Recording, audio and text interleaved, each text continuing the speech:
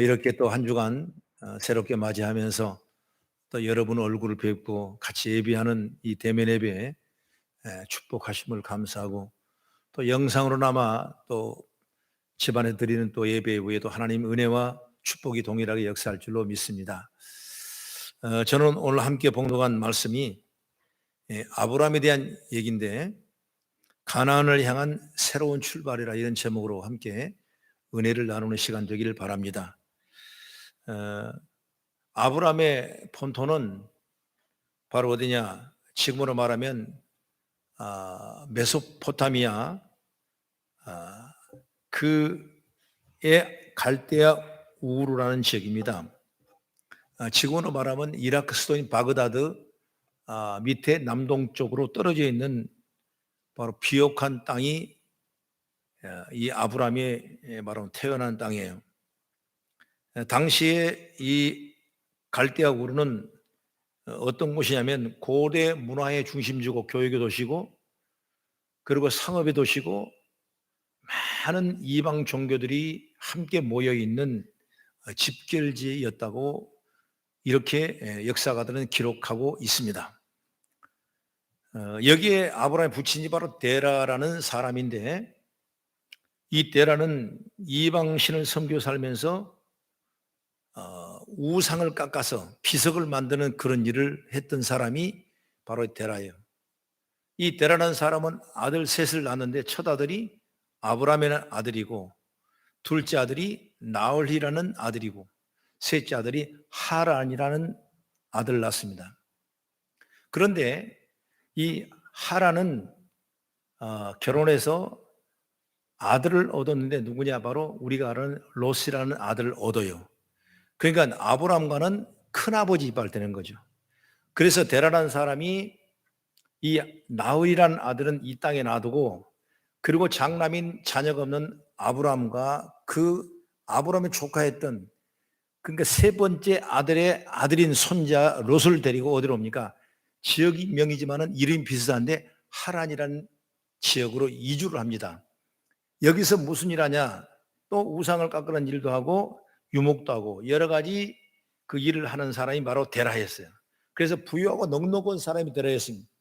그런데 그 지역을 지나가면 또 다른 지역을 가야 돼요. 어디로 갑니까? 이제 하란으로 떠나게 됩니다. 그때 나홀은 그 갈대아 우르 그대로 두 번째 아들을 놓아두고, 이 첫째 아들과 셋째 아들을 죽었지만은 불쌍한 이 롯을 데리고 이제 하란에 정착하면서, 그리고 그 시간에 있었을 때 하나님께서 아브라함에게 말을 합니다. 아브라함아, 너는 고향과 친척과 아비집을 떠나 내가 내게 보여줄 땅으로 가라. 앞으로 내가 너를 큰 민족을 이루어서 내게 복을 주고 내 이름을 창대케 하고 너는 복의 근원이라, 이렇게 말씀했습니다. 그러니까 죄악 땅에 있는 아브라함에게, 어찌 보면 이방인과 똑같은 그곳 사는 그 아브라함에게 하나님께서 아브라함을 선택하여서 내가 내게 명하는 땅으로 가라고 말씀을 주시는 거예요. 어찌 보면은 우리가 인생을, 우리도 마찬가지입니다. 하나님은 우리를 부르셔서 예수 믿고 구원받게 하시고, 오늘 지역적인 얘기지만은 우리 거성께 오셔서 여러분 예비 듣고 설교 듣고 신앙생활하는 그 모습으로 가라고 성경은 말씀하고 있는 거예요. 믿어지십니까? 믿어지세요? 아멘. 바로 아브라함이 그 말씀을 순종하고 그대로 따랐더니 아브라함은 너는 복이 되라. 여러분, 복이라는 건 얼마나 큰 축복이었습니까? 우리 성도가 다 받을 축복이 이런 복이에요. 그래서 아브라함이 이 말씀에 순종합니다.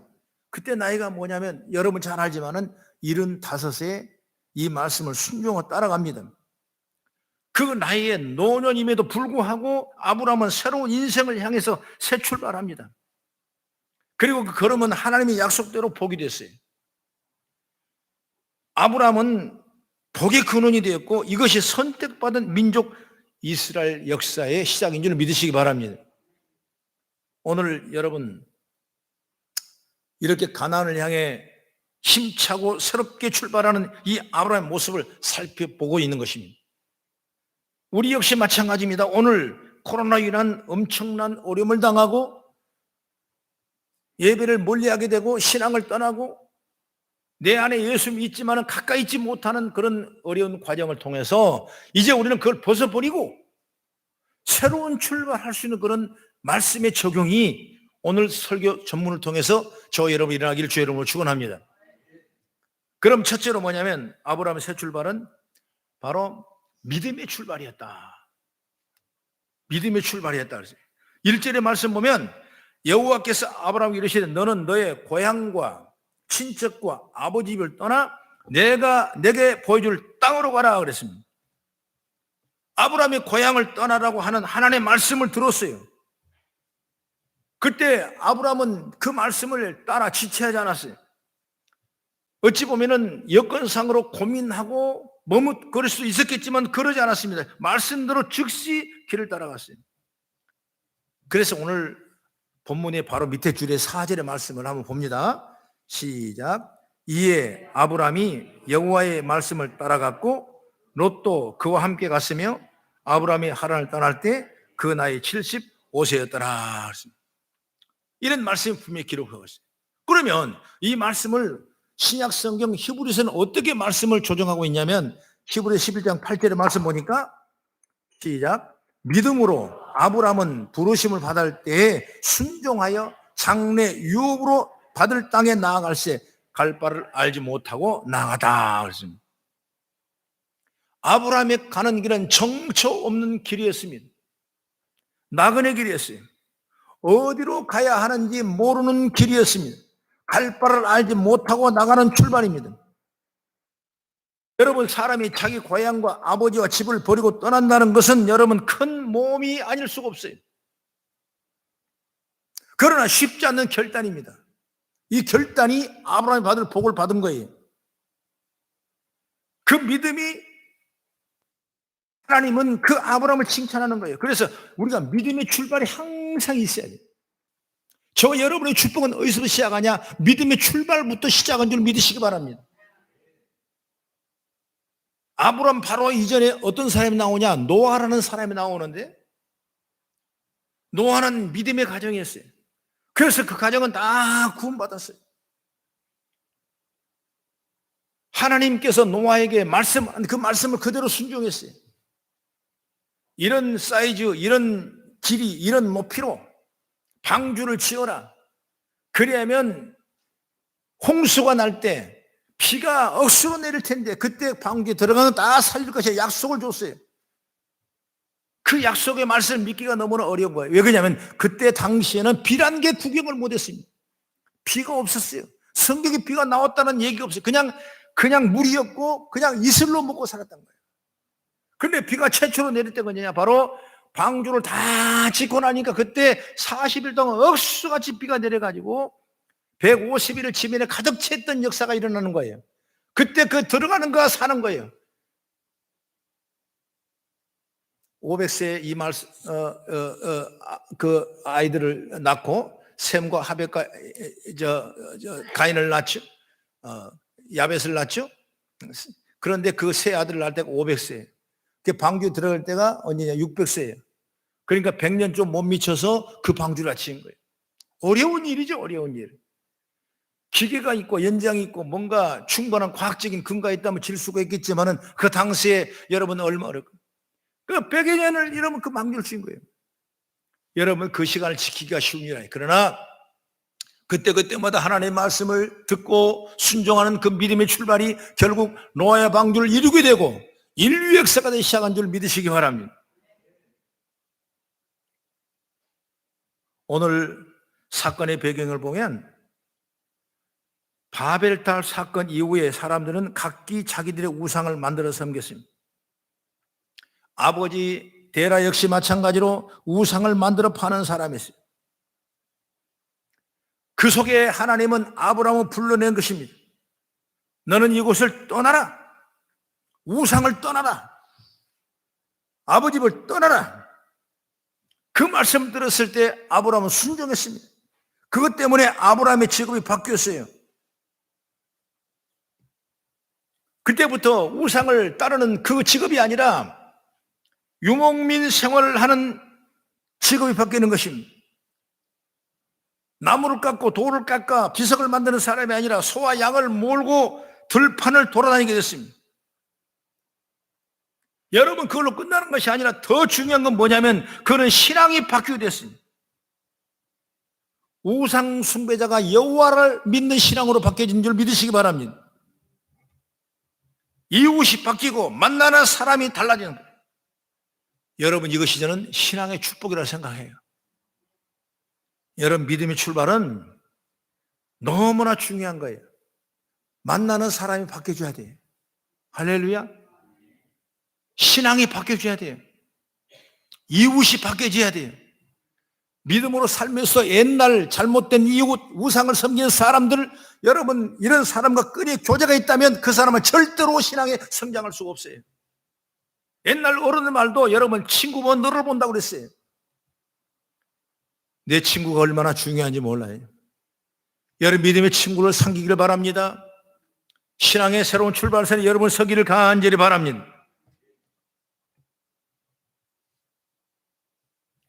불신앙인과 가까이 지나면 내가 불신앙이 되는 겁니다.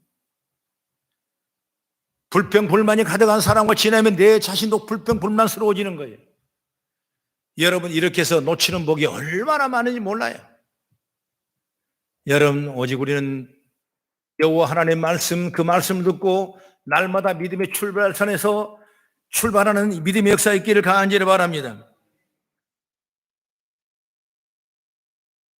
아브라함은 가는 곳마다 이방인, 그리고 우상을 섬겼던 사람이었지만 하나님을 쫓았다는 겁니다.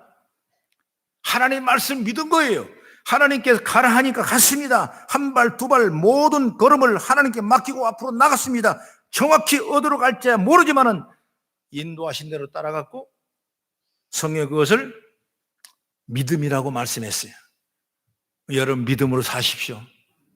그것이 내게 가장 큰 자산이고 내게 가장 큰 배경이고 그게 내게 앞으로 받을 큰 축복의 통로가 시작인 줄 믿으시기 바랍니다. 우리는 가만 보면 믿음으로 가라 하면 먼저 정착지부터 보여주세요. 이렇게 기도할 때가 얼마나 많은지 몰라요. 내가 가야 할 곳이 어딘가 보여주십시오. 그러면 가겠습니다. 내가 할 일이 무엇인가 가르쳐 주십시오. 그러면 하겠습니다.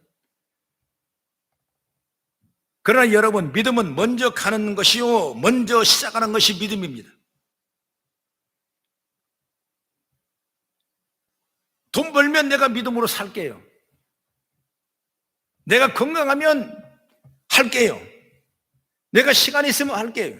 이건 여러분 믿음이 아니에요. 믿음으로 하면 돈이 벌어지는 거예요. 축복의 통로가 열어지는 거예요. 믿음으로 살면 시간 주세요. 믿음으로 살면 건강 주세요. 이게 바뀌어지면 안 된다 그 말이에요. 가끔 그런 얘기를 해요. 성도는 홍해파가 있고 요단강파가 있대요. 홍해파는 꼭 보여줘야 기 들어가요. 안 보여주면 안 갑니다. 복받지 않으면 안 갑니다. 꼭 뭔가 증거를 줘야 그때야 아멘하고 그때야 헌금하고 그때야 하는 사람이 있어요. 이게 뭐냐면 홍해파예요. 여러분, 홍해를 건너봐야 여러분 그 삶은 40년 광야의 현실을 어려운 불평과 불망, 원망의 현실이밖에 없어요. 건너봐야 없다고 뭘 없다고. 여러분, 광야 40년 그러지 않습니까? 물을 줘도 물이 적다고, 음식을 줘도 음식이 적다고, 더 좋은 음식 달라고. 그 원망 불평하는 것이 여러분 이 홍해파의 홍해파. 그러나 요단강만 뭡니까? 그거 달라요. 아주 그냥 믿음으로 시작하는 겁니다. 물이 철저히 흐르는데 하나님께서 요단강을 건너라고 했을 때 홍해처럼 건널려 기다렸던 사람은 아무도 가나안 땅을 건널 수가 없어요. 그러나 그걸 믿고 그대로 건넜던 그 발 디딜 때 홍해 물처럼 그 요단강물은 깨끗하게 나눠지는 역사인 줄 믿으시기 바랍니다. 그것이 바로 믿음의 출발이에요. 오늘 우리는 믿음의 출발선에 항상 있다는 사실 믿으시고 하나님이 믿음을 통해 주신 놀라운 보화, 놀라운 축복의 통로가 저와 여러분부터 일어나기를 주의 이름으로 축원합니다. 어떤 기도문의 책에 이런 기도문이 있어서 제가 잠깐 발췌를 했는데요. 한번 들어보실래요? 주님 말씀대로 하겠습니다. 그러나 주님 장사할 때만 예로 해 주십시오. 주님이 가라고 하신 대로 가겠습니다. 그러나 주님 매일 교회 가는 것만 예로 해 주십시오. 주님 바치는 대로 바치겠습니다. 그러나 주님 체면을 유지할 정도로만 하면 되게 해 주십시오. 주님이 짊어져 하시는 대로 내 십자가를 지겠습니다. 그렇지만 주님 짐꾼을 사서 대신 지시면 안 될까요? 주님이 사랑하시는 대로 내가 사랑하겠습니다. 그렇지만 주님 지금 당장 하라고 마시고 내일로 미뤄주십시오. 주님이 봉사로 가시는 대로 봉사하겠습니다. 그러나 주님 남들이 알아주지 않는 봉사는 다른 사람에 맡기도록 해 주십시오.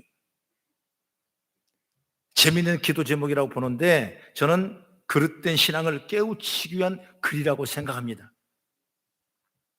우리에게 이런 모습이 있다면, 이런 마음이 있다면 여러분 청산하고 회개하는 역사가 있기를 간절히 바랍니다. 다시 말하면 이건 믿음이 아니에요. 믿음은 말씀대로 살아가는 겁니다. 보여 살아가는 것이 보이지 않는 것을 보고 살아가는 게 믿음이에요. 있어 살아가는 것이 없어도 있는 척하고 살아가는 게 믿음이에요. 하나님은 말씀대로 순종하는 것, 그것이 바로 진짜 믿음이고 우리는 믿음의 시작이 바로 저와 여러분의 출발선이 되기를 주의 이름으로 축원합니다. 그 다음에 두 번째 아브라함의 출발은 뭐냐면 희망을 향한 출발이었다. 아까 잠깐 말씀하신 히브리 11장 8절의 말씀 보니까 믿음으로 아브라함을 부름받을 때 순종하여 장래의 기업으로 받을 땅에 나갈새 갈 바를 알지 못하고 나갔다 그랬습니다. 아브라함의 첫 걸음은 어떤 걸음입니까? 갈 바를 알지 못하는 발걸음이다. 다시 말하면 아브라함은 희망을 가졌는데 어떤 희망이냐? 장래의 기업을 받을 땅이 아브라함의 희망이 된 것입니다. 그 희망이 아브라함을 일어서게 하는 것입니다. 그 희망이 아브라함을 출발하게 하는 겁니다. 성경은 아브라함의 희망에 대해서 이렇게 기록하고 있어요. 히브리서 11장 9절과 10절 한번 같이 읽겠습니다. 시작. 믿음으로 그가 이방의 땅에 있는 것 같이 약속의 땅에 거류하여 동일한 약속을 유업으로 함께 받은 이삭과 야곱으로 더불어 장막에 거하였으니 이는 그가 하나님이 계획하시고 저실 터가 있을 성을 바랐습니다. 바로 아브라함은 하나님이 경영하시고 저실 터가 있는 성을 바라보는 것입니다. 하나님께서 우리를 위해 지으실 준비해 놓으신 더 넓은 세상을 바라보는 것이 바로 아브라함의 믿음인 줄 믿습니다. 더 넓고 좋은 세상에 대한 희망으로 그로 말미암아 고향과 친척과 아버지 집이라 떠날 수 있게 하는 힘이 된 줄 믿으시기 바랍니다. 때로는 우리 현실이 얼마나 어렵고 답답하고 사방이 꽉 막힌 상태라 하더라도 내일에 대한 희망을 가질 수 있는 저와 여러분이 되기를 간절히 바랍니다. 희망 있는 사람은 무서운 사람입니다. 희망 있는 사람은 어느 누구도 죽일 수 없습니다. 아무리 내게 손이 잡히는 것 없고 귀에 들리는 것 없고 눈에 보이는 것 없지라도 내가 희망을 하고 있다면 그 사람은 살아나는 역사가 있는 줄 믿으시기 바랍니다. 저는 옛날 한완상 씨라는 분이 당진 분이신데요, 1936년 출생이니까 지금 85세 되셨어요. 유명한 학자시고 아주 민주화 운동을 많이 했던 분이 이분이세요. 그가 교수직을 감당할 때 결국 해직 이런 어려움 당하고 어디로 갑니까? 서대문 감옥소에 들어갑니다. 그래도 그는 희망을 잃지 않았어요. 그런 간증을 그가 합니다. 그 톡방에 있으면서 예배상을 펴놓고 그저 찬송하고 성경을 읽고 기도하고 이게 끊임없이 계속 하는 거예요. 그걸 보는 간수가 지쳤답니다. 쟤는 왜 저렇게 저런 애가 있냐. 이 젊은 간수가 가만히 생각하다가 저 사람은 뭐가 저렇게 있느냐 물어보니까 자기는 희망이 있다는 거예요. 지금 캄캄한 옥중이고 해직이 당하고 이 엄청난 민주화운동 앞에 고통을 당하고 있지만은 나는 희망이 있다는 거예요. 그걸 들었던 간수가 나중에 그런 말 한 거예요. 나도 거기 앉아서 같이 찬송을 하고 싶습니다. 다시 예배를 드리고 싶습니다. 성령이 있고 싶습니다. 그런 그 교정법에 의하면 절대로 그 방에 들어갈 수가 없다는 거예요. 그런데도 불구하고 들어가고 싶다는 거예요. 왜 그러냐 그러니까 당신 그 자리는 희망이 있어 보인다는 거예요. 나는 그런 희망을 갖고 싶다는 거예요. 희망의 용기를 갖고 싶다는 거예요. 여러분, 그런 귀한 간증을 그가 했어요. 여러분, 어떤 환경이 있을지라도, 내가 감당하지 못할 어려운 시련이 있을지라도 여러분 그 자리에 희망을 품기를 바랍니다. 성경 말씀과 찬송과 기도가 있다면 그 자리는 희망인 줄 믿으시기 바랍니다. 아무리 고도광실을 가졌더라도 말씀이 떨어지고 기도가 떨어지고 여러분 찬송이 떨어지면 그 자리는 희망이 있는 것이 아니라 절망과 낙심이 뿐이에요. 때로는 염려과 불평뿐이에요. 그러니 어느 곳에 있든 간, 어느 환경이 되든 간 말씀과 찬송과 기도가 있다면 그 자리는 희망의 자리고 희망의 찬송이 올라갈 줄 믿으시기를 주의 이름으로 축원합니다.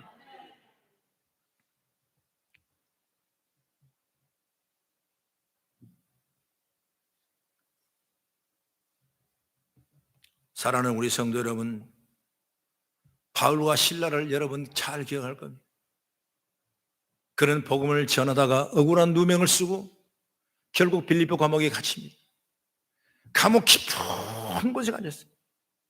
그러나 한밤중이 되어서도 그들은 실망하지 아니하고 기도하며 찬송했더라고 했습니다. 기도하고 찬송했다. 감옥에 찬송했다. 감옥에서 매를 맞았습니다. 옥살이 하고 있습니다. 억울합니다. 여러분 찬송해서 왜 찬송합니까? 그 사람에게 인내심이 있는 겁니다. 그거 아니에요. 사명 때문에 그거 아니에요. 맷집이 좋아서 맞고 그렇습니까? 그거 아니에요. 그런 하나님 앞에 기도하며 의지할 때 희망이 있었기 때문에 그런 역사가 일어나는 줄 믿으시기 바랍니다. 그러니까 하나님이 옥문을 열어주고 옥토가 무너지게 되고 그 착고에 풀려난 위대한 역사가 일어나는 줄 믿으시기 바랍니다. 여러분 어떤 환경 속에도 희망을 가지십시오. 나는 잘된 사람이다. 나는 예수 믿고 복받은 사람이다. 내 주위에 많은 사람이 나를 돕는 사람이다. 나를 응원하고 나를 기도해 주는 사람들이 너무나 많다. 나는 앞으로 잘 될 것이다. 여러분 이런 희망과 이런 소망을 갖기를 주의 이름으로 축원합니다. 이게 무너지면 안 되는 거예요. 희망의 출발이 있기를 간절히 바랍니다. 하나님은 아브라함에게 장래 기업으로 받을 땅을 믿음의 속에서 보게 하셨습니다. 여러분 하나님께서 여러분의 기업으로 주신 땅을 오늘 믿음의 눈으로 보게 되기를 축원합니다. 그것이 여러분에게 끊임없이 샘솟는 힘이 될 줄로 저는 확신합니다. 세 번째로 뭐냐면 목적지를 하늘에 둔 출발이 되시기를 바랍니다.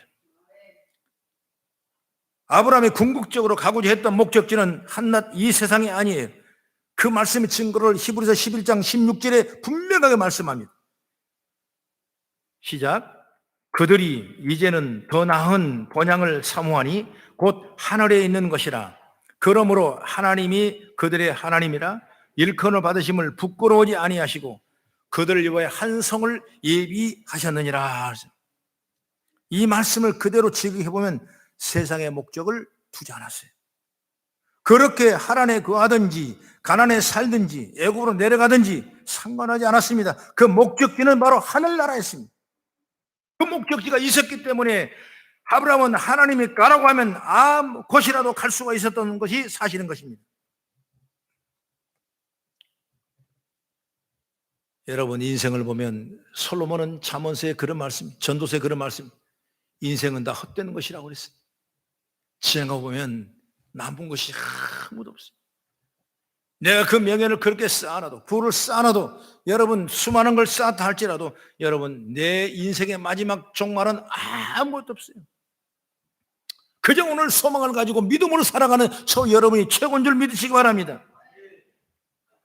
만약 인생의 목적지를 세상에 두고 물질에 두고 권력이나 명예나 두고 사는 사람은 절대로 하나님의 말씀에 순종할 수 없는 겁니다. 안 돼요, 그것이. 그래서 솔로몬이 헛되니 모든 것이 헛되다고 말씀하셨어요. 다시 말하면 이 세상이 모든 것이 헛된 것이라 알고 있는 사람, 그래서 하늘나라만 보라고 사는 사람이 바로 아브라함처럼 순종하고 과감하게 믿음으로 출발하는 은혜가 있는 줄 믿으시기 바랍니다. 내 인생의 기간을 우리는 몰라요. 언제 어디서 어떤 모습으로 내 인생이 마감할 줄을 아무도 몰라요. 저도 이제 나이가 조금 있나 봐요. 늘 그런 걸 생각해 봅니다. 나의 마지막 모습이 어떤 모습일까? 나의 마지막 임종 앞에 가족들이 나를 바라보고 있는 그 모습이 어떤 모습일까? 내 육신의 장막복을 다 벗겨버리고, 그리고 세상 말로 염을 할 때, 새로운 옷을 입혀줄 때 그 모습이 내 모습이 어떤 모습인가? 나는 그걸 늘 한번 기도해봐요. 우리가 인생의 목적지가 어디를 두에 하늘에 두시길 바랍니다. 여러분, 세상은 너무나 욕심이 많아지고 너무나 이기적이고 너무나 상대적이고, 너 아니면 내가 죽어야 되고 아니면 너가 죽어야 되고, 이런 이율론적인 사실을 살아간 일들이 너무나 많은 거예요. 하나님은 그런 걸 원하지 않는 것입니다. 우리가 하늘의 소망을 누릴 때 하나님이 우리를 위하여 예비하신 성, 나라를 위하여 준비한 거룩한 성을 우리가 준비하며 살아갈 때 우리는 믿음의 축복인 줄 믿으시기 바랍니다. 나의 인생 여로에서 어떤 일들이 일어나게 될 줄 우리는 전혀 모릅니다. 그러나 분명한 것은 뭐냐면, 머지않아 우리는 모두 주어진 자기 인생을 마감하고 이 세상을 떠나겠다는 사실을 믿으시기 바랍니다. 한 사람도 이 법을 어길 수가 없어요. 여러분, 지금 살아가는 이 좋은 세상 잠시 머무르는 뿐이에요. 이 좋은 것이 영원할 수 없어요. 이 즐거운 것이 영원할 수 없어요. 잠시면 끝납니다. 아무도 몰라요. 아브라함은 우리가 믿음의 조상이라고 흔히 얘기를 하지만은 이 아브라함의 이 점을 늘 각성하고 있었던 사람이에요. 때문에 하나님이 어디로 가라든 상관하지 않고 갔습니다. 그리고 그 환경과 사건에 상관없이 순종할 수 있던 것입니다. 어차피 인생은 하늘의 목적을 두고 살던 사람이 될 줄 믿습니다. 저는 마지막으로 아브라함의 새 출발은 동행자가 있는 출발이다. 이게 오늘 말씀의 결론입니다. 동행자가 있어야 돼요. 할렐루야. 동행자가 누굽니까? 아브라함의 동행자가 함께 따라 나선 아내 사라입니까? 아니면 같이 있었던 조카 롯입니까? 여러분, 쉽게 말하면 아니에요. 아브라함은 오늘 성경의 말씀에 12장 이하의 말씀 보면 7절과 8절 보면 세겜에 들어가서도 베델에 들어가서도 하나님 앞에 제단을 쌓았다고 그랬습니다. 어디로 가든지 하나님 앞에 단을 쌓았다. 그게 바로 아브라함이에요. 아브라함의 특징은 바로 이거예요. 그렇다면 이러한 사실이 지시하는 바가 뭐냐? 바로 그 생활에 항상 하나님이 함께 계셨다는 사실을 뜻하는 거예요. 여러분이 어디 있습니까? 어느 시간에 어디에 있습니까? 그 시간에 예배를 하고 그 시간에 제단을 쌓는다면, 그러면 그 시간과 그 시간 사이에 하나님이 함께 있다는 사실을 믿으시기 바랍니다. 하나님 동행하고 있는 거예요. 꼭 여러분 예물을 드리고 거룩한 예식을 올리고 이게 중요한 것이 아니라, 여러분 내가 마음의 제단, 매일마다 쌓는 그 제단, 오늘 예배하는 이 시간, 여러분 제단을 쌓는 이 시간까지는 누가 동행하냐? 하나님 동행하시는 거예요. 이게 중요한 거예요. 아브라함은 이걸 믿은 거예요. 아브라함의 복은 그냥 복이 아니에요. 여러분, 우리가 받을 때 아브라함 복은 너무 좋은 복이라고 그러지만 그 좋은 복을 받기 위해서는 이런 동행함이 있는 줄 믿으시기 바랍니다. 아브라함은 언제나 삶의 중심이 하나님이었다고 예배하는 겁니다. 우리는 아브라함의 이런 생활 삶에 주목해야 돼요. 아브라함은 분명히 나그네였습니다. 제대로 정착할 곳이 없는 갈 바를 알지 못하고 떠나는 순례자 나그네 길에 서 있는 사람이 아브라함이에요. 어찌 보면 저와 여러분 똑같아요. 외로워요. 고향이 없어요. 우리는 삶의 어떤 목적보다는 저 하늘을 천국을 바라본 사랑하는 하나의 나그네 길인 줄 믿으시기 바랍니다. 아브라함이 말에 그런 나그네였어요. 그러나 여러분, 아브라함은 외롭지 않았던 건 뭐냐? 하나님이 함께 하셨기 때문에 외롭지 않는 것입니다. 그는 연약한 인간이었습니다. 그러나 고달프지 않았던 것은 하나님이 도우셨기 때문에 고달프지 않는 거예요. 그가 평생을 유랑했지만 마음의 평안이 있었던 건 전능한 하나님의 동행했기 때문에 평강이 임하는 줄 믿으시기 바랍니다. 여러분, 저와 여러분들이 이 어려운 참 시대입니다. 내일의 일을 분간할 수 없는 힘든 시대에 우리는 살고 있습니다. 핸드폰을 보게 되면 1년 만에 여러분 1년이 무섭게 모델이 바뀝니다. 새로운 것이 촥촥촥 진행되는 것입니다. 경제가 바뀌고 있는 것입니다. 여러분 삶의 가치와 철학이 바뀌어지는 이런 삶 속에서, 그러나 우리는 정말 구약적인 이거 예배를 드리고 살아가는 이 삶에 우리의 정말 목표가 뭐가 되겠느냐? 너무나 중요한 거예요. 하나님이 우리와 함께 동행하고 있다는 사실을 믿고 동행한다는 확신을 가지고 나가는 지혜가 있기를 간절히 바랍니다. 하나님과 동행하는 사람은 힘들어도 낙심하지 않습니다. 빈손으로 살아도 배고프지 않고 혼자 있어도 외롭지 않습니다. 왜? 하나님이 함께 하시기 때문에 그럽니다. 성도는 하나님과 함께 하는 사람입니다. 하나님이 함께 하시는 사람입니다. 때문에 성도는 외롭지 않습니다. 주님이 성도와 함께 계시기 때문에 문제가 없는 것입니다. 요한 웨슬리는 말하기를 내가 가장 최선의 것은 하나님께 나와 함께 하시는 것이다, 이렇게 고백했어요. 여러분 때문에 하나님이 우리 함께 계시면 그것이 항상 어떤 상황이든 우리에게 최선의 시간이 최대 행복인 줄 저는 믿습니다.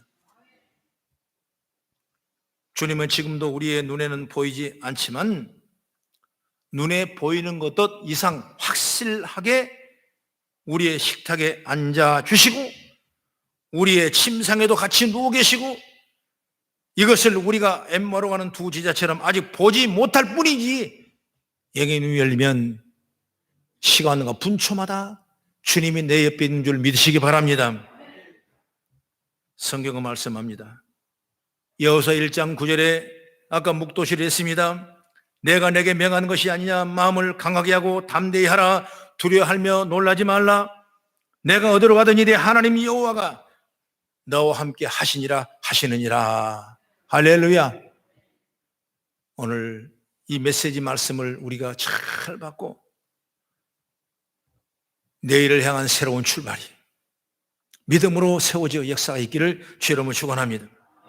이제부터는 매일매일의 시간들이 다 새 출발하는 시간 되시기를 바랍니다. 절망의 현장에서 희망을 향하여, 희망의 현장에 더 큰 성취를 이루하여 하나님의 함께 하심을 믿음으로 믿고 늘 새롭게 출발하는 저와 여러분이 되어지기를 주의 이름으로 축원합니다. 기도하겠습니다.